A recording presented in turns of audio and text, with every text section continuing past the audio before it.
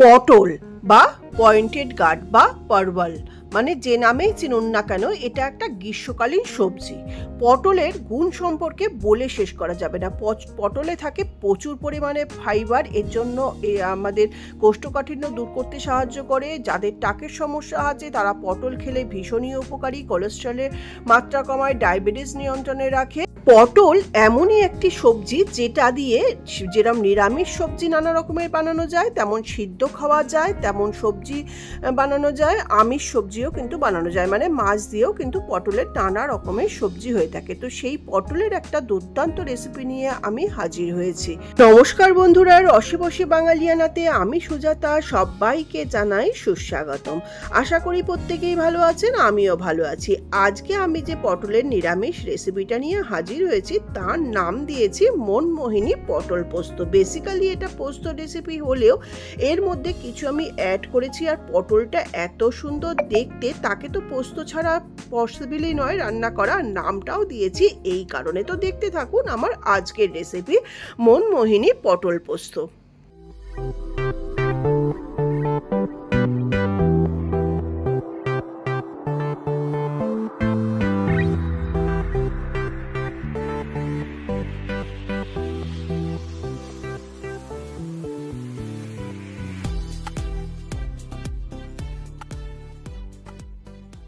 নমস্কার বন্ধুরা, আমি সুজাতা, রসে বসে বাঙালিয়ানাতে সবাইকে জানাই সুস্বাগতম। আমার আজকের রেসিপি মনমোহিনী পটল পোস্ত।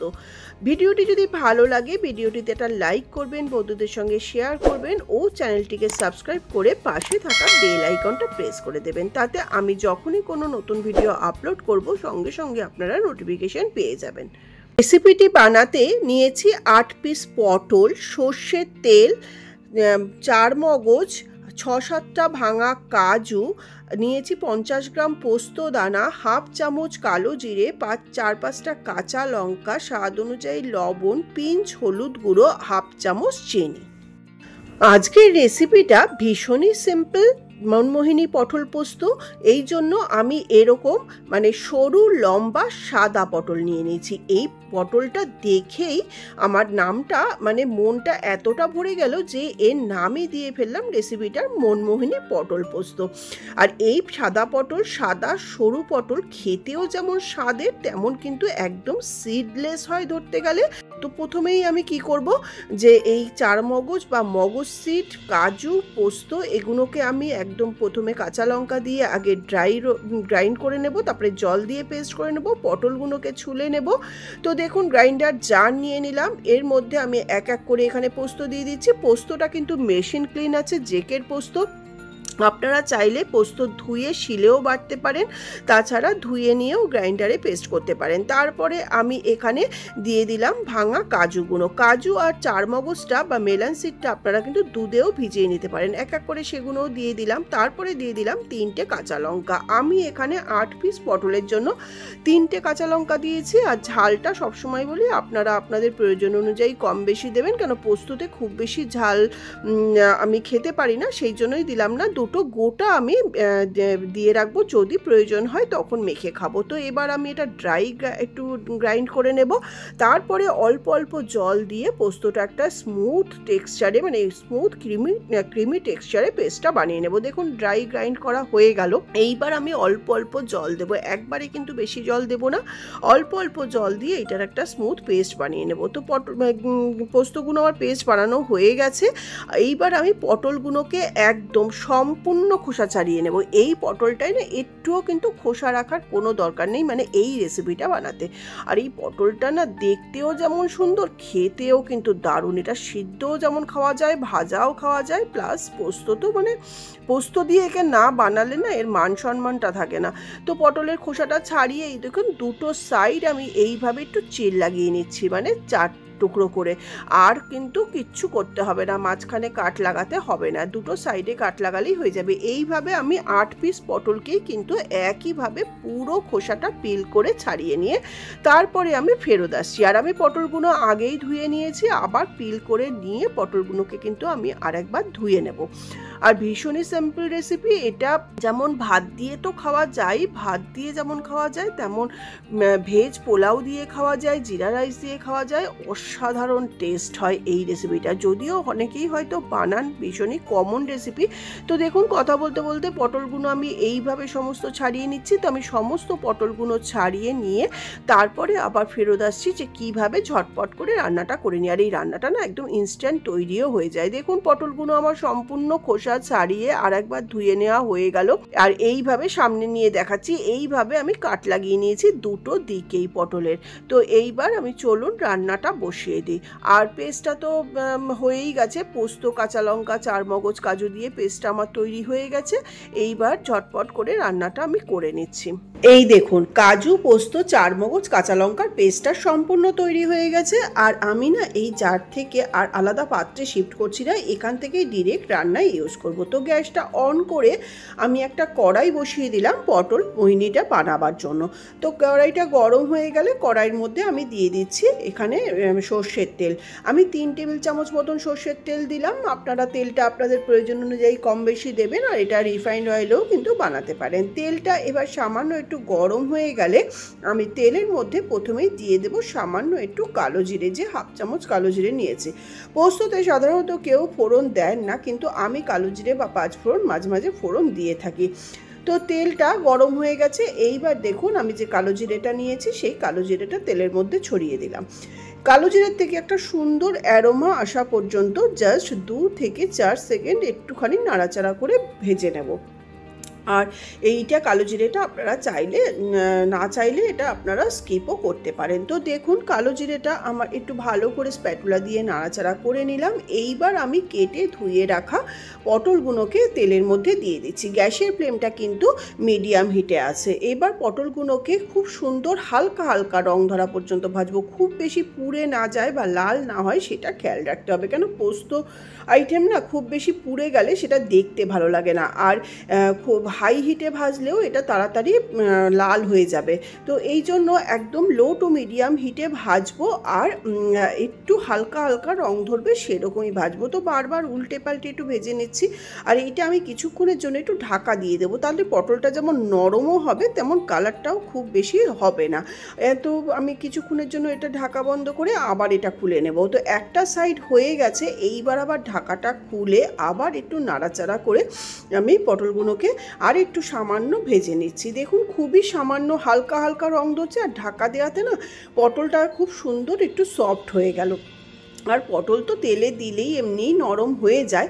তো এবার আমি পটলগুলোকে হালকা হালকা আর একটু রং ধরলে এইবার আমি এর মধ্যে দিয়ে দেব যে কাজু, চারমগজ, কাঁচা লঙ্কা, পোস্তর যে পেস্টটা সেই সম্পূর্ণ পেস্টটা। দেখুন এইবার আমি এর মধ্যে এই পেস্টটা দিয়ে দিচ্ছি। এই পেস্টটা আমি আর আলাদা পাত্রে শিফট করে নিই, এখান থেকে ডিরেক্ট ঢেলে দিচ্ছি একদম ক্রিমি টেক্সচারে। তারপরে গ্রাইন্ডার জারটা ধুয়েও কিন্তু জল দেব। আর এরপরে আমি দিয়ে দিচ্ছি 2টো গোটা কাঁচা লঙ্কা, যেটা বলেছিলাম। এইবার আমি এখানে যে লবণ নিয়েছি, পিঞ্চ হলুদ গুঁড়ো নিয়েছি সেটা দিচ্ছি। যেহেতু পটলগুলো একদম নরম তাই পুরো লবণটা আমি ইউজ করলাম না, যদি পরে লাগে তাহলে দেবো। আর পিঞ্চ হলুদ গুঁড়ো দিলাম। পোস্ততে সাধারণত হলুদ গুঁড়ো দেয় না, তবু মা বলে যে কোনো রান্নাতে সামান্য একটু, মানে যেগুলোতে হলুদ না দিয়ে রান্না করা যায় সেটা তো পিঞ্চ দিতে। আর এটাতে সামান্য একটু হলুদ দিলাম, তাহলে না কালারটা খুব সুন্দর আসে। এবার সামান্য একটু নাড়াচাড়া করে নিচ্ছি। তারপরে এটা কিন্তু পোস্ত, কাজু, চারমগজ দেওয়া আছে, সঙ্গে সঙ্গে কিন্তু ঘন হয়ে যাবে, সেই জন্য কন্টিনিউয়াসলি নাড়তে হবে। আর তারপরে আমি গ্রাইন্ডার জারটার মধ্যে জল দিয়ে ধুয়ে আবার সেই জলটাও কিন্তু দিয়ে দেবো, কেন কি পোস্তর যা দাম এতটুকু নষ্ট করা যাবে না। তো গ্রাইন্ডার জারটার মধ্যে আমি সামান্য একটু জল দিয়ে আবার আমি এইটার মধ্যে পটলের মধ্যে ঢেলে দেবো, তাতে পটলটা সিদ্ধও যেমন হয়ে যাবে আর পোস্তটা সুন্দরভাবে রান্নাটাও হয়ে যাবে। তো দেখুন একটু পোস্তটা কষিয়ে নিলাম, যাতে হালকা হালকা তেল বেরোচ্ছে। তখন কিন্তু আমি গ্রাইন্ডার জারের মধ্যে বেশ খানিকটা জল, মানে 1 কাপ মতন জল নিয়ে ভালো করে গ্রাইন্ডার জারটা ধুয়ে আমি সেই জলটা এখানে অ্যাড করে দিলাম। জলটা দিয়ে আবার একটু ভালো করে নাড়াচাড়া করে সমান করে দিয়ে আমি এইবার একদম লো টু মিডিয়াম হিটে 7 থেকে 10 মিনিট রান্না করব। 7 থেকে 10 মিনিট রান্না করলেই কিন্তু সুন্দরভাবে তৈরি হয়ে যাবে মনমোহিনী পটল পোস্ত। তো দেখুন আমি ঢাকা বন্ধ করে দিলাম, আমি 10 মিনিট বাদে ফেরত আসছি। 10 মিনিট হয়ে গেছে লো টু মিডিয়াম হিটে পটলটা রান্না করা। এইবার ঢাকাটা খুলে আমি দেখাচ্ছি কেমন হলো। দেখুন ওপরে কি সুন্দর তেল ভেসে উঠেছে আর একটা ক্রিমি টেক্সচারে, আর স্মেলটা তো অসাধারণ বেরিয়েছে। পোস্ত রেসিপি তো আপনারা অনেকেই করেন, পটল দিয়ে বলুন, ঝিঙে দিয়ে বলুন, কিন্তু এইভাবে চারমগজ কাজু দিয়ে আপনারা করেন কি না জানি না। যদি করেন অবশ্যই আমাকে কমেন্টস করে জানাবেন। এটা খেতে কিন্তু দুর্দান্ত লাগে, সেরকম দেখতেও কিন্তু দারুণ হয়। আর এটা তো আগেই বললাম শুধু ভাত নয়, ভাত দিয়ে খেতে তো অসাধারণ লাগে, ভাত, পরোটা, লুচি, এছাড়া ফ্রাইড রাইস, জিরা রাইস, যে কোনো কিছুর সঙ্গেই কিন্তু দারুণ জমে যায় এই মনমোহিনী পটল পোস্ত। তো আমি এবার একটু লবণটা চেক করে নেবলাম। তো লবণটা আমার একদম পারফেক্ট আছে, আর পুরো লবণটা দিলে বেশি হয়ে যেত। এইবার আমি রান্নাটা সুন্দর একটা ব্যালেন্স করার জন্য দিয়ে দিচ্ছি সামান্য হাফ চামচ চিনি। চিনিটা দেওয়ার সময় সবসময় বলি অপশনাল, চাইলে দেবেন, না হলে অবশ্যই স্কিপ করবেন। চিনিটা দিয়ে আবার একটু নাড়াচাড়া করে সমান করে নেব, আর চিনিটা দিয়ে মিনিট 3-4 আমি একটুখানি আর একটু রান্নাও করে নেব। তো চিনিটা দিয়ে ভালো করে আমার পটলগুলোকে মিশিয়ে নেওয়া হয়ে গেল, আর আমি আর একটু গ্রেভি টানিয়ে নেব। আপনারা যদি চান এই পর্যায়ে নামিয়ে নিতে পারেন, তো আমি আর একটু এটা ড্রাই করব। তারপরে যেহেতু এটা পোস্ত, অবশ্যই নামাবার আগে আর একটু সর্ষের তেল দিয়ে দেবো। এটাও অপশনাল, আপনারা চাইলে দেবেন, না হলে অবশ্যই স্কিপ করবেন। পটলগুলো সুন্দর সুসিদ্ধ হয়ে গেছে, একটা পটল তো আপনাদের ভেঙে দেখালাম, পুরো সিদ্ধ হয়ে গেছে। তো রান্নাটা আমার একদম কমপ্লিট। তো কেমন লাগলো আমার রান্নাটা যদি আপনারা কমেন্টস করে জানান, তা আমি আরও নতুন নতুন ভিডিও বানানোর জন্য মোটিভেটেড হব।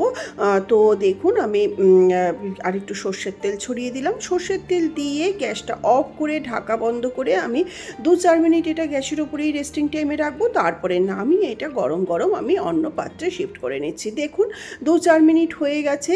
এইবার আমি এই পটল পোস্তর মোহিনীটাকে আমি অন্য পাত্রে শিফট করে নিচ্ছি। তো এরকম একটা পাত্র নিয়ে নিলাম। এইবার আমি সমস্ত পটলগুলোকে এইটার মধ্যে সুন্দর করে শিফট করে নিয়ে সাজিয়ে দিচ্ছি।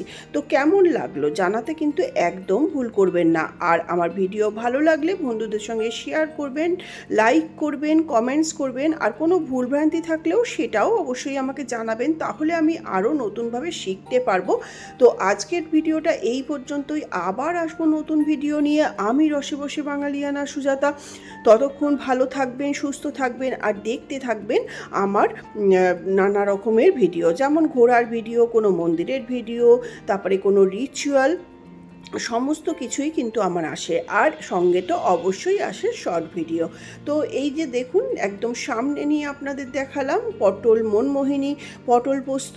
আমি জানি না এই নামটা কেউ পটল পোস্ত এই রেসিপি বানিয়ে দিয়েছেন কিনা, একদম ইউনিকভাবে তৈরি হয়ে গেল আমার আজকের রেসিপি। তো আজকের মতন টাটা, আবার আসবো নতুনভাবে, নতুন রূপে। আমি রসে বসে বাঙালিয়ানার সুজাতা।